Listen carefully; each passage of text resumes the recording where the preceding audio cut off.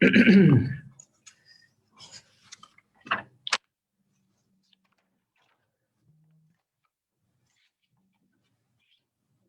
we're continuing where we left off yesterday. Still have to do something here.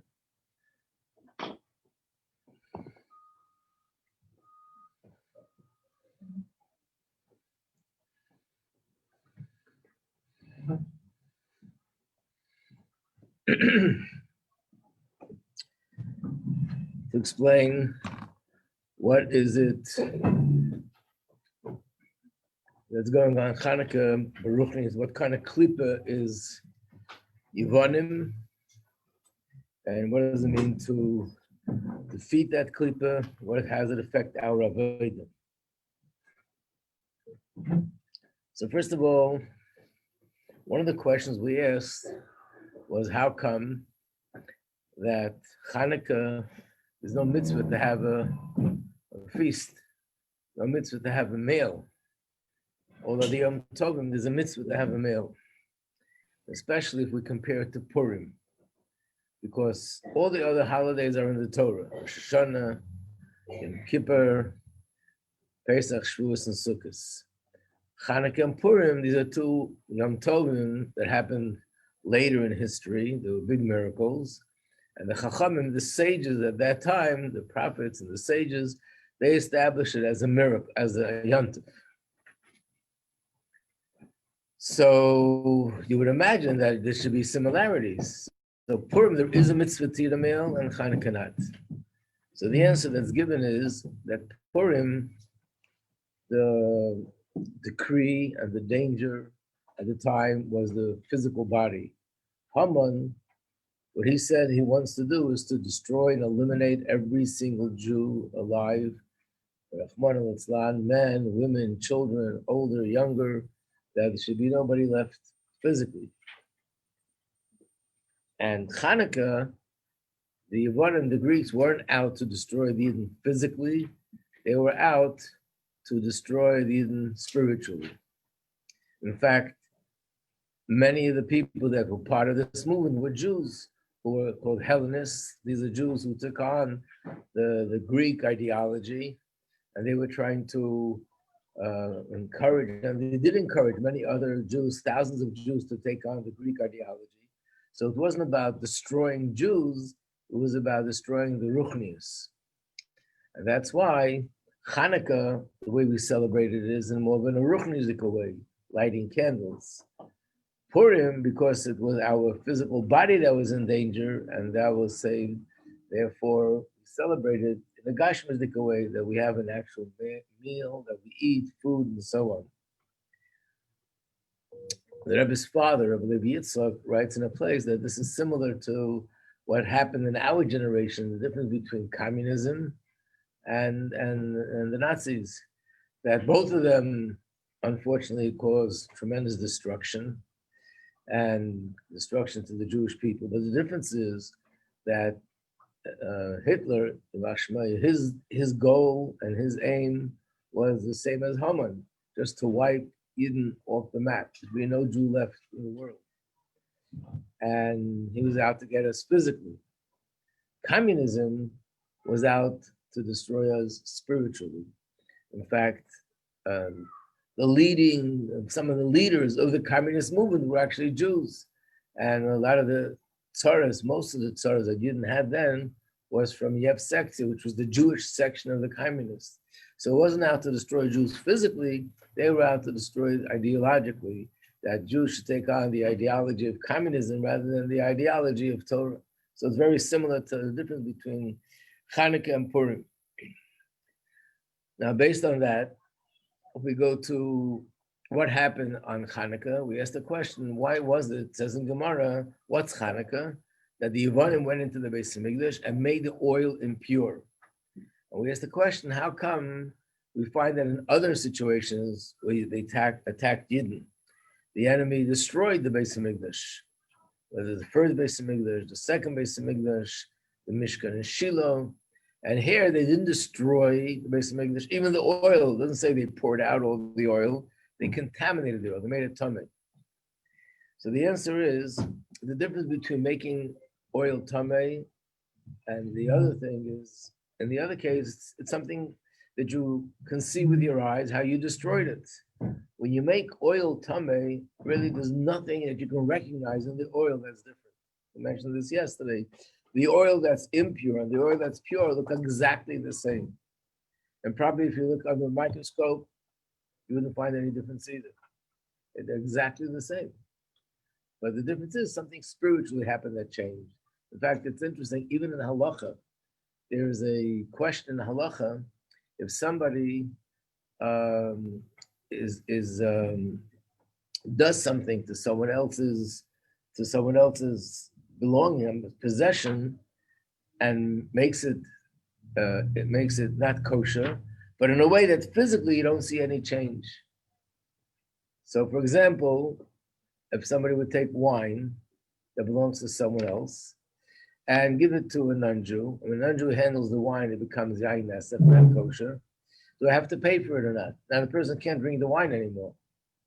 But because it's the damage that was done is not visible to the eye, halachically, there's an opinion that says you don't have to pay for it. In other words, the damage that's done here is not something which you can see with the eye. It's something which is a spiritual difference in this wine and a spiritual difference in this oil, that it's tummy. So what does it mean? It means like this, that the ideology of the Greeks were known as being philosophers, Greek philosophy. On this list that I gave you, which you have in the booklet, number 17, this is one of the terms that's used in Chassidus, Chochmas, number 15 and 17. 15 is Chochmas Yovin, which is the wisdom of the Greeks, and 17 is Chochma de Klipa. So we know that everything in Kedusha has a counterpart in Kedusha and Klipa. Hashem created the world in such a way that there's a balance. So whatever you have in Kedusha, you have something in Klipa that resembles it, looks like it's the same thing, just as good, even though it's only on the outside, but it looks like it's the same. So just like there's Chochma and Kedusha, there's also Chochma and Klipa. And the Yevanim, they embodied that wisdom, which is Chochma of Klipa.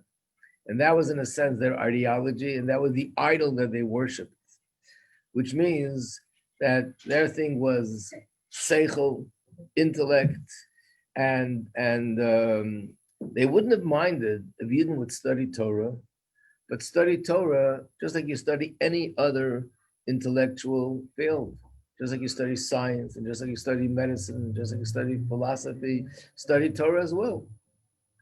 The fact that we study Torah, and we study Torah because it's Hashem's Torah, and by studying Torah, we are connecting to Hashem, something which is higher than wisdom. That's the part that they wanted to uproot. In other words, as if to say, just like in a person, there's a body and a soul, and a neshama and a guf. In Torah, there's also a body and a soul. The body is the actual concept in Torah, the laws in the Torah, the wisdom in Torah, the questions, the answers, the dialogues. That's the body of Torah. But the soul of Torah is that it's Hashem's Torah. It's Hashem's wisdom. In fact, that's the main thing.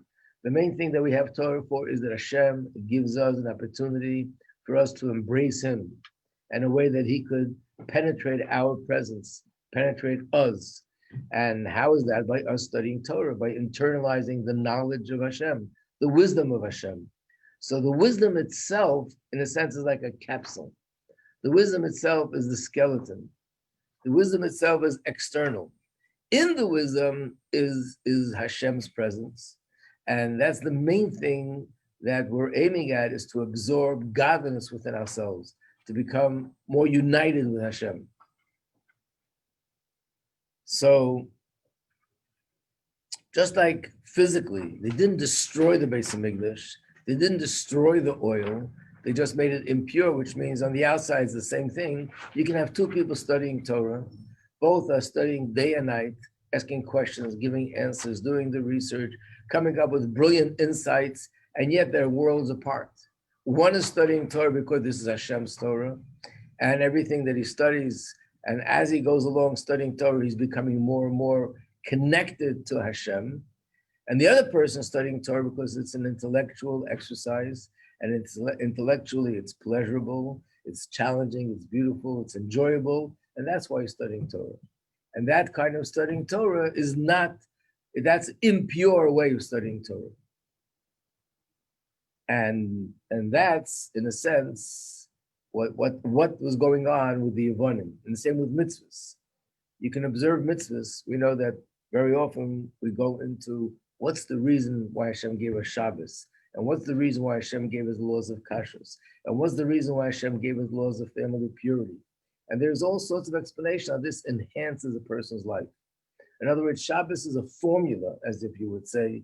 It's a formula that Hashem created that brings peace in a home. It brings peace in a person's life. You take one day, you take off, and there's all sorts of explanations which everyone has heard why and how Shabbos will enhance our life, and how family purity could enhance married life, and how other mitzvahs could enhance a person's life. So you can observe the mitzvahs because you see what's behind it. You see the benefits that you gain from doing those mitzvahs, and not really connected to godliness. Same thing. So the word mitzvah comes from the word tzapsa, which means connection, and that's the main thing of the mitzvah. And that's the same thing with Torah as well. There's a famous commentary in the Shulchan Aruch where he talks about the fact that the Gemara says, why was the first Beis Hamikdash destroyed? The second Beis Hamikdash is pretty clear. It's because there was baseless hate amongst Jews. The first Beis Hamikdash, there are different answers that are given. What were they lacking? What were they doing wrong in those days? That because of that, the Beis Hamikdash was destroyed. One of the answers, which on the surface seems to be shocking, is because they didn't make the bracha before they studied Torah. In the morning, we make a bracha. Baruch atah Hashem Elokeinu melech haolam, and we make actually 3 brachas every morning for Torah study. And you're not allowed to start studying Torah before you make those 3 brachas. So in those days, they learned Torah but didn't make the bracha before, and that's why it happened. So that's shocking. I mean, just for a little thing like that, the Beis Hamikdash was destroyed. In other words, they were learning Torah, and it doesn't say anywhere that they were lacking in Torah study, but they didn't make the bracha before. So is that so devastating, so terrible, that it should warrant destruction of the Beis Hamikdash? And the answer is, it's not just not making a bracha. It means their way of studying Torah was totally the wrong way. When you make the bracha, you're saying, Baruch atah Hashem, and you finish by saying the words, Neisei Torah, thank you Hashem, you are the giver of the Torah. And this commentary in the Shulchan Aruch says, the whole purpose of studying Torah is to connect, not to the Torah itself, but to the giver of the Torah, which is Hashem. And we connect him through studying Torah. So when you don't make the bracha, it's not just, I didn't make the bracha. That means I'm studying Torah in the wrong way. I'm studying Torah as a wisdom, as something intellectual. And that's the reason why I'm studying Torah. That's what's motivating me. That's what's giving me excitement and chayus in my Torah study. And when you study Torah that way, that's the wrong way. And ultimately, that destroys Yiddishkeit, and that's why it led to destruction of the Beis Hamikdash. I think this came up before, and that is that some of the most devastating things that happened in history, that happened from and through Jews, were Dafka Jews who were great Torah scholars. And one of the examples is Yerovim ben Nevat. One of the most destructive things that happened to the history of the Jews is that they were split into 2 groups, which are the 2 tribes and the 10 tribes. And not only that, but these 10 tribes, they were worshiping idols, they didn't go to the Beis Hamikdash, they weren't observing Torah mitzvahs properly. And they ended up going into exile 100 years before the other tribes. And eventually they got lost. That's why we call them the 10 lost tribes. We don't know where they are. All the Jews that are here today are all Jews from the other tribes, from Yehuda, Binyamin, and part of Levi. And all the other 10 tribes are lost until Mashiach comes. Who started this movement of the 10 tribes? A king whose name was Yerovim ben Nevat. And what did he do? He forced them to worship idols. He prohibited them to go to the Beis Hamikdash and many other things. The Gemara says, as far as Torah knowledge, not only was he a Torah scholar, This says in Gemara, he was such a great Torah scholar that all the scholars of that generation were like blades of grass compared to him. So how's it possible that somebody with such knowledge of Torah should end up leading Jews away from Hashem in such a way? And the answer is because his studying Torah was the wrong way. In fact, there's another famous Gemara where the Gemara says that Torah is like a drug. A drug could be a drug that gives life. We save lives with drugs. That's what medicine is all about. A drug can also be poison and destroy a person's life. So the Torah is the same thing. Zacha, if you merit, then nasalei sam chaim becomes a drug that's going to give you life. If you don't merit, then nasalei sam mavis becomes a drug that's going to cause the opposite of life. I can understand Torah is not going to bring life, okay, but it brings the opposite of life. How could it be possible? Person studying a lot of Torah, studying Gemara, studying commentary, everything, and it should bring the opposite of life. How does that make sense? And the answer is because you're studying Torah for the wrong reasons. So you're studying Torah as it's just a wisdom like any other wisdom, and you have something so powerful in your hands. Eventually, if you're not studying for the right reasons, you will start twisting, distorting things within Torah itself.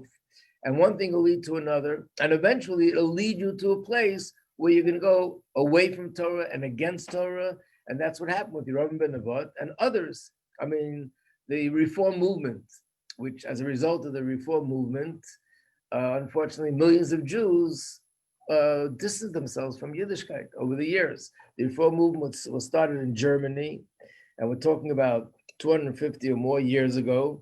And since then, there are pretty much, you can say, millions of Jews that have assimilated as a result of that. Who was the one that started the Reform movement? Somebody named Moshe Mendelssohn, and he was a frum Jew. He davened. Someone told me he remembers reading in a book where he used to meet with German dignitaries, and in the middle of the meeting he would say, "I'm sorry, I have to go out to daven mincha." So he davened Shachas, Mincha, Ma'ariv. He was a Torah scholar. He wrote a book of commentary on Torah. And yet, he was the one who was responsible. He himself, unfortunately, 7 of his children all converted to Christianity. And then he led millions of Jews away from Judaism. And that was the Enlightenment movement that was started in Germany. How is this possible? Because when you study Torah for the wrong reasons, Torah is like a very powerful something. It's like having a nuclear power in your hands. It could be used in a positive way. There are good things that could be done with it, and it can be in a destructive way. So therefore, if you study Torah the wrong way, it could be destructive. And that's what the Yevonim wanted. And there were people who joined that movement then. They were Hellenists, which means that it's all about intellect and logic and culture. Even Yiddishkeit is a culture. There are different cultures. We also have a culture. We eat chicken soup Friday night as part of our culture. And we eat these foods and those foods, and we have these customs, and we wear these clothes. But these are all external things, and they're all skeletons. What's really behind them is Hashem. So when it comes to Torah study, it's not just wisdom, it's because it's Hashem's wisdom. When it comes to mitzvahs, it's not just culture or way of life, but it's Hashem's mitzvahs. And through the mitzvahs, we connect to Him. So the main thing is not the mitzvah, but the commander of the mitzvah. The main thing is not the Torah, but the giver of the Torah. And the main thing is that we connect to Him. So this will help us understand a few of the things that we brought up. One of them is, why were they mainly against chukim? In the book that I just made a copy, but actually you have it in the Siddur, as we know that on Chanukah, there's one part of the davening that we add a special tefillah, a special prayer, that's in Shmona Esrei. So either you can take out your Siddur, or you can see it here in the booklet. In the booklet, it's on page... What? No, it's not extra. I think it was prepared for you, actually. So you can have it. I thought I did. Where? Okay, thank you. So I'm looking at page 7. Thank you. Oh, I passed it. Okay, page 7. So this is the part of the davening that we say, we tell the story of Chanukah in short. And we say in the days of Matisyahu, the son of Yochanan Kohen Gadol, Malchus Yavin Rasha, this evil kingdom of the Greeks, they stood up, and then I underlined those words, Hashkichem Torasecha, they wanted us to forget your Torah. What does it say, your Torah? It should say they wanted us to forget the Torah. So this is the answer. It wasn't just they wanted us to forget Torah.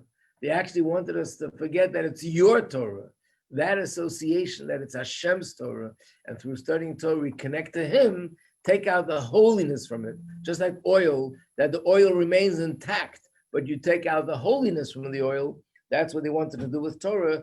Don't make it holy, don't make it spiritual. Torah is wisdom. It's like any other culture. You have your wisdom that belongs to your culture, and that's why you're studying it. And the same with the mitzvahs. That they wanted us to violate your mitzvahs. Now we know that mitzvahs have different names. There's mitzvahs that are called mishpatim, mitzvahs that are called edus, and mitzvahs that are called chukim, 3 categories. And the difference is mishpatim are mitzvahs that are purely logical. They're so logical that even if the Torah wasn't given, common sense would tell us that stealing is immoral, and hurting someone else is immoral, and killing is immoral, committing adultery is immoral, all the things that are found in the Seres HaDibros that are immoral. Logically, they're immoral. That's mishpat. Eidos means testimonies. These are mitzvahs that had the Torah not been given, we wouldn't know them. But once the Torah is given, we can see the logic behind it. So for example, eating matzah on Pesach is a testimony that Hashem took us out of Mitzrayim. We can see that. And Sukkot is this testimony that we sat in these huts when we went out of Egypt. Shabbos is testimony that Hashem created the world in 6 days and rested on the 7th. So that means it's not as logical as these mitzvahs, which are moral, but it's also logical. Chukim are mitzvahs that we can't make any sense of it. We can't understand it. So in other words, a mitzvah like not wearing shatnas, not wearing a garment that has wool and linen together, we don't understand that. Milchik is kosher and fleishik is kosher, but milchik and fleishik together become straight. If someone touches this or that, they become impure. If they immerse in a mikveh, they become pure. All these things are called chukim. We can't understand them. There's no logic to it. So those were the things that they were out against more than anything else. Dafka, because of the fact that it's beyond logic.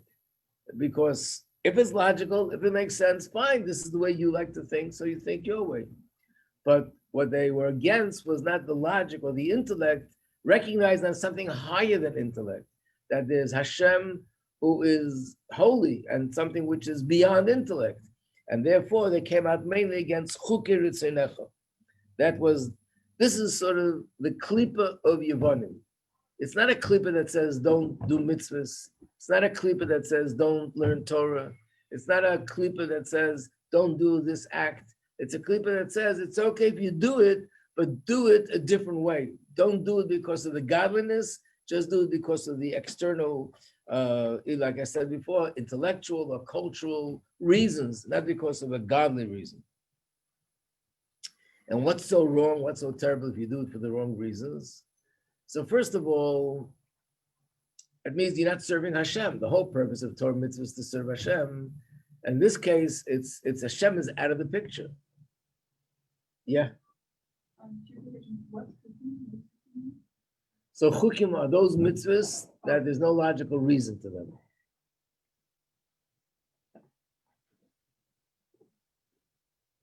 Then what about, so you know how Tanya talks about even if people are studying Torah for the wrong reasons, they just say you still should study Torah because eventually it'll be released from Klika and brought up. Is that the same case of even somebody like JC, where his Torah study after he died, presumably when his soul was being cleansed, that Torah study was still elevated, even though it wasn't in his life down here in the physical world because of he deteriorated? Actually, it says that ultimately, after a very, very long time, even he will be elevated. There is such a thing.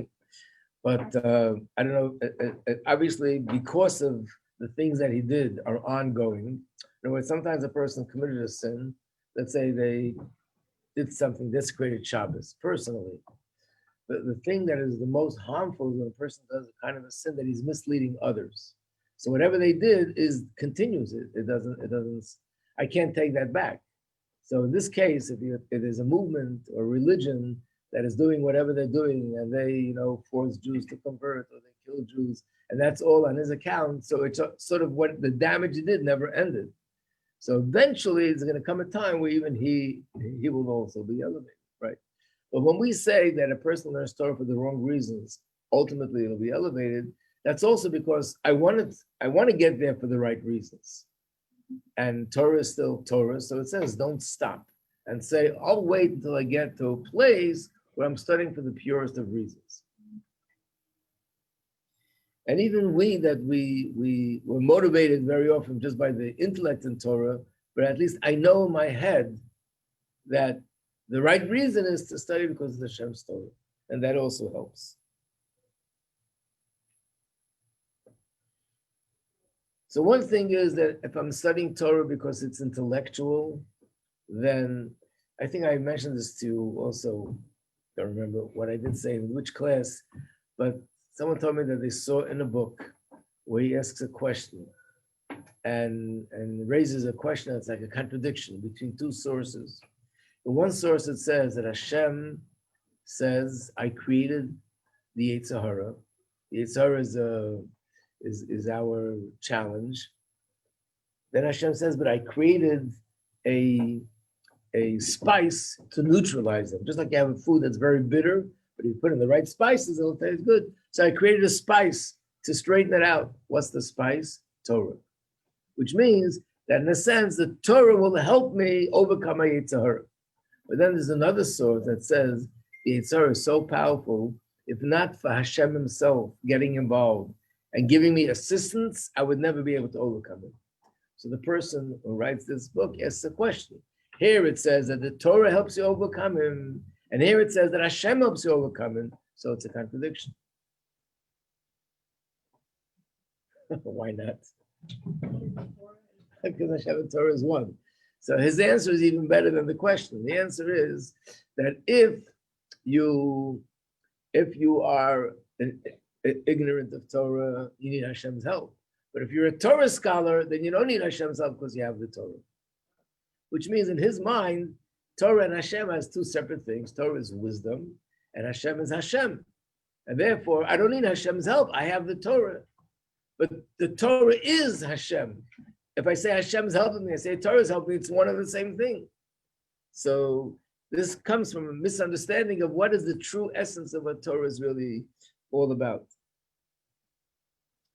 So let's go through the list and just point out which of the things that are connected to what I just said.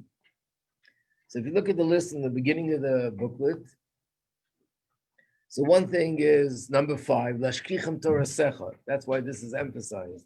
They wanted us to forget that it's your Torah. Number 6, Lahavira Mechuke Ritzonecha. They wanted us to violate your chukim, which are the mitzvahs, which are beyond logic, and the mitzvahs, your will. Timul Kol Hashmanan Shebeheichel. They made all the oil in the Beis Hamikdash impure. Not they destroyed it. They didn't pour it out on the street. They didn't destroy the Beis Hamikdash. They made it impure, which means we're allowing the actual structure, just taking out the holiness from it. Number 15 is related to what we spoke about, Chochmas Yavan. That Yavan is identified by their wisdom, the Greek philosophers. And they were really very big philosophers. They were brilliant to the extent the Gemara says, in those days they were sort of, I guess they had the power to force the Jews to engage in debates. And the Gemara says there was a certain sage, I think it was Rabbi Shloma Majeski, that he was the only one that was on the same level intellectually to be able to debate with them. And the Gemara was saying, what's going to happen when he's no longer here? who are we going to have that can stand up to them? It's going to be, in a sense, very dangerous that they're going to have these brilliant intellectuals and we won't have anybody else to match them. And the Gemara answers that when it comes a time that the Jews don't have someone that could match that level of intellectual intelligence, then they too won't have somebody that's on that level, because Hashem makes it equal balance. But from this we see they were really brilliant and they were intellectuals, but it was seichel without godliness. And 17 is another word that's used for that is chokhmah of klipa. So I want to ask another question. So what if somebody is observing mitzvahs like chukim, which we don't understand, and the person is going to say, I don't understand this mitzvah, but the reason why I'm doing it anyway is because I believe that Hashem knows the reason. He knows the wisdom behind this mitzvah. Is there anything wrong with that, or is that okay? Is that fine? In other words, I accept that there's something in Torah which I don't understand, but I don't understand, but Hashem does understand, and I trust that He knows the reason. What? That's the perfect answer. That is the perfect answer. What's wrong with it? Okay. The truth is, it is a perfect answer to a certain point. And there's actually a deeper way to look at it. That's definitely the answer that we always give. Like, if, for example, you go to a doctor and he prescribes something, it doesn't make any sense to me. I don't understand the connection. And yet I say, listen, he's a medical professional person. He's been doing this for years. He has a very good reputation. He healed so many people. He probably knows what he's doing. So I don't understand the connection between what he's doing and how that's going to help me. But I trust him and his knowledge and his experience that he knows what he's doing and it's going to help me. Same with Hashem. I trust Hashem. What's wrong with this? Again, what's wrong means it's not the ultimate, but halavai, everybody would have that attitude. It would also be enough. What's wrong with it is that ultimately I'm trusting logic again. In other words, I'm still doing it. I still say there's nothing in a sense that's higher than logic and reason, even though I don't understand, but Hashem understands. So my intellect, my logic says to me that you don't understand, but there's someone greater than you and smarter than you, and he understands, you can trust him. But ultimately, I'm still trusting logic. And it's still logic that's sort of giving me the okay, that it's okay to do this and this, and I can trust that it's a good thing. What's higher than that is recognizing that logic itself is one of Hashem's creations. And therefore, Hashem himself is not logic. If we would say that he's logic, then Hashem is limited. Then he's something specific. Hashem is infinite. Hashem is Ein Sof. And he created logic. And therefore, the true essence of Torah, the true essence of mitzvahs, is something that not only we don't understand the logic, there is something higher than logic that's the real source of mitzvahs.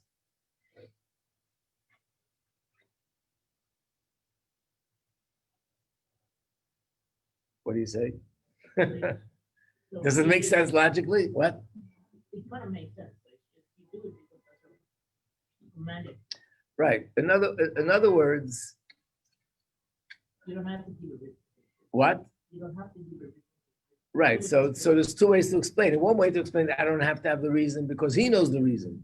The other way to explain it is even deeper, that it doesn't have to be a reason.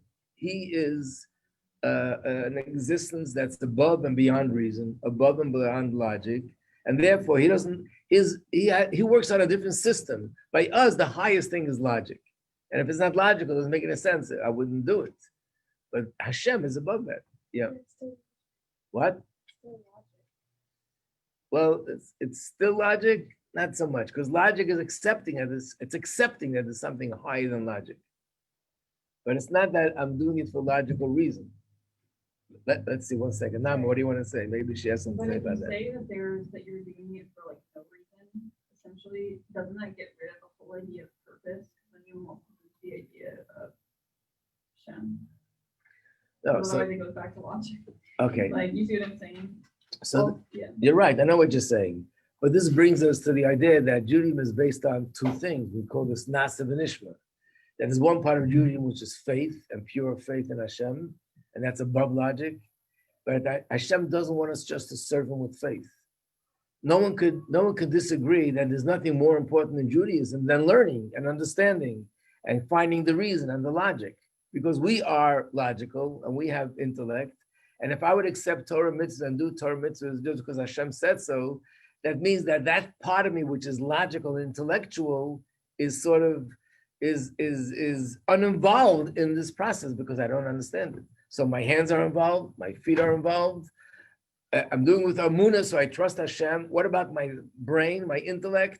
I don't get it, so it's uninvolved. So Hashem gave us an opportunity that we can understand and see the logic in the mitzvahs, even though I realize even the logic is just one dimension of it. There's deeper dimension that's even beyond logic. So what Chav is asking, what's the difference between this and saying that I trust Hashem, He knows the reason? Because the other way, I'm accepting that there is something that's above and beyond reason. This way, I'm not saying there's something beyond, there is nothing beyond reason. Reason and logic is the highest thing. And therefore, the only reason I'm doing this is because I'm trusting His logic and His reason. What the difference would be is very simple. Ultimately, if something happens or something comes up or there's a certain commandment or a certain law that makes absolutely no sense to me, if it's based on logic, even though I know that Hashem is smarter than me, ultimately it'll cause me to deviate from that because it just doesn't make any sense. There's a very beautiful explanation based on what I just said in Chassidus on the words of the Gemara. The Gemara says, how does the Yitzhar operate? Today he tells you to do this. Tomorrow he tells you to do that. He's very sly. And then he tells you to go worship idols. So the simple interpretation to this Gemara is, first he tells you to do a little Avera. Tomorrow he tells you to do a bigger Avera. The next day a bigger one. And then finally he tells you, go worship idols. That's how he gets there. The deeper explanation is, no. Not only that, he has another, even a better method, another technique. First, he tells you to do a mitzvah, not a Avera, a mitzvah. Do it. It's a great thing. And the Yitzhar, what does it mean? He tells you to do it. The Yitzhar comes and says, this mitzvah makes a lot of sense. And I'll tell you how it makes sense. And the taka makes sense. And it really is something which is beautiful. And now I do the mitzvah. And he does this to me enough times to the point that I become, in a sense, like dependent on the logic. Like I get conditioned that because the mitzvah makes sense, that's what I'm doing it. And what happens when I hit against the wall? I come to a mitzvah or a situation which doesn't make sense. Now that he trained me that everything I do has to make sense, when I'm going to hit something that doesn't make sense, I won't be ready to do it and I'm going to violate it. And that's the reason why these people who are intellectuals and these people like the Enlightenment movement or the people in the times of Yerushalayim ben Nevat, they were brilliant intellectuals because once you go with intellect, everything has to make sense. You will come to a place where something in Torah is not going to make sense. Absolutely, we don't understand it, or something Hashem doesn't make any sense, and it causes me to move away. So if I accept that Hashem is above logic and beyond logic, I accept everything. The fact that it doesn't make sense to me doesn't affect me because I know there's something above logic. But if everything is logical, then when something really, truly, and in a very strong way doesn't make any sense, my logic won't be able to accept it. If my logic can't accept it, then I reject that part of Torah, and then one thing leads to the next. So, what? It's very difficult to wrap because it's not logical. So, okay. So the thing is that, like, say, like, Elio and Novi's going to come and answer all our questions. He's going to answer their questions logically. And then when he said after Mashiach comes, we're going to take Hashem for us. So we're going to understand the things behind it. Right. So isn't that all going to be like isn't it Hashem making sense out of No, that's what the whole Torah is all about. The whole Torah is all about that the source, the origin is above logic, but Hashem brought it into the realm of logic, so this should be able to penetrate and be internalized through our intellect. But the essence of it is actually something higher than logic. So when we get to that point, we're going to be able to absorb some kind of truth without, but that's not logical. If it's not logical, then ultimately we don't really absorb it. logic is almost like the channel and the conduit through which we, like eating food, that's how we internalize the food. Logic is how we internalize everything that we receive. It's in a sense like when people rationalize, which means, why did you do this? And they give you a reason why they did it. And you know, that's not the real reason. In their mind, that's their reason. The real reason is something else. They're upset, they want to take revenge, they want to be happy with something else. So they give a reason, which means I want something, and because I want it, it makes perfect sense to me. So there's something going on in my head that's not logical, it's more emotional, but it actually takes on a form of logic and makes perfect sense. So in a positive way, what Hashem gives us is above and beyond logic, but Hashem allowed it to go through, in language of Chassidus, a process of tzimtzum, that it should be processed through the intellect. And by doing that, we're able to internalize it in a way that we couldn't internalize otherwise. But I have to realize what I'm internalizing is not the essence, it's the superficial dimension of the Torah. There's a deeper dimension that's above logic. That concept. Okay. Well, the only way we can accept these words you're saying is because So that's what Chab is saying. But even to accept this, we're using logic to accept it. In a way, yes. In a way, not. Because I think the reason why we accept is because of Emunah. Because logic alone will not accept that there's something that exists that's beyond logic. In fact, what I'm saying now, I'm sure there'll be plenty of people, if you repeat it to them, they'll say absolute nonsense, no such thing. Why? Because it doesn't make any sense. Okay, think about it logically, and then tomorrow maybe we'll be able to discuss it more. You're very welcome.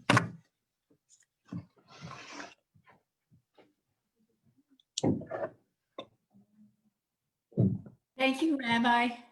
Bye.